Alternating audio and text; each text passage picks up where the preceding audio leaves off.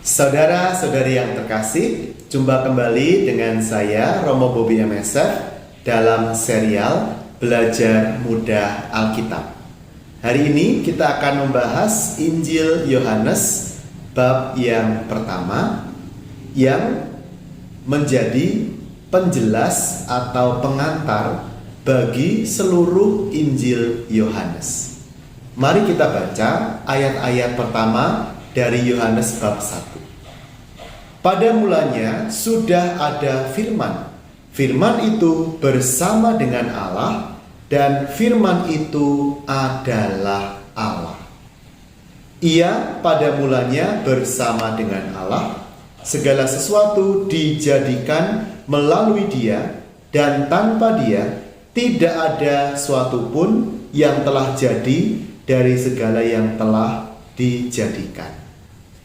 Saudara-saudari yang terkasih, kalau kita sekilas menikmati pembacaan Injil Yohanes pada awal Injilnya ini, kita akan merasakan segera bahwa Injil Yohanes itu berbeda dengan cara penulisan Injil Markus, Matius, dan Lukas, yang mana ketiga Injil tadi disebut sebagai Injil sinoptik. Kalau Injil sinoptik itu mengawali Injilnya dengan kehidupan Tuhan Yesus di dunia.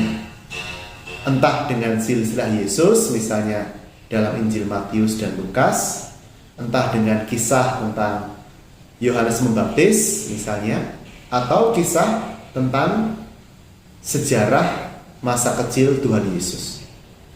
Nah, uniknya Injil Yohanes itu tidak memuat silsilah Yesus, tidak ada kisah Natal, juga tidak ada. Ya, kenapa begitu? Karena ada beberapa alasan. Alasan yang pertama, pandangan Injil Yohanes itu memang sudut pandangnya berbeda dari sudut pandang tiga Injil sinoptik tadi. Injil Yohanes melihat Yesus sebagai Sang Firman yang sudah ada bersama-sama dengan Allah sejak awal mula. Karena itu Yohanes 1 ayat 1 berbunyi, pada mulanya sudah ada firman, yang dimaksud adalah sabda Yesus Kristus, Sang Sabda yang menjadi manusia. Firman itu bersama dengan Allah, dan firman itu adalah Allah. Artinya Yesus Kristus Sang Firman adalah Allah. Dia punya kodrat manusiawi maupun ilahi sekaligus. Ini yang ditekankan oleh penginjil Yohanes. Alasan yang kedua, kenapa Injil Yohanes tidak memuat kisah Natal dan sebagainya, bisa kita pahami dari segi kronologi atau urutan waktu penulisan Injil-Injil kita. Injil Yohanes itu ditulis sekitar tahun 90 atau 90-an 5 Masehi.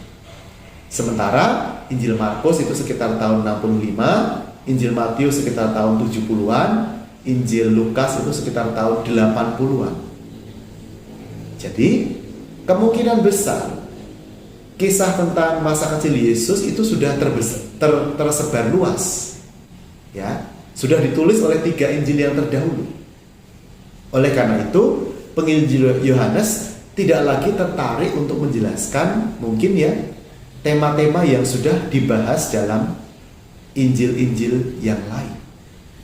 Nah, penginjil Yohanes lebih fokus kepada penjelasan tentang siapa Yesus itu. Siapa Yesus yang sudah diwartakan oleh Santo Paulus dengan surat-suratnya, dan juga oleh tiga penginjil yang lain dengan Injil-Injil mereka yang sebelumnya. Itu sekadar pengantar bagi kita untuk memahami Injil Yohanes. Lalu dalam Injil Yohanes, penginjilnya sangat gemar untuk membuat kontras antara dua hal. Ya, ini kita lihat segera di dalam ayat 5. Terang itu bercahaya dalam kegelapan, dan kegelapan itu tidak menguasainya. Jadi ada konsep gelap dan terang. Ya, antara hidup dan mati misalnya, itu ada di sana. Ya, maka Kalau kita ingin membaca Injil Yohanes, sangat baik kita mengamati adanya kontras atau perbedaan yang tajam antara dua hal yang seringkali menjadi ciri khas dari Injil ini. Demikian penjelasan saya mengenai Injil Yohanes bab 1. Silakan melanjutkan pembacaan dan juga permenungan dengan bab-bab berikutnya. Sampai jumpa lagi.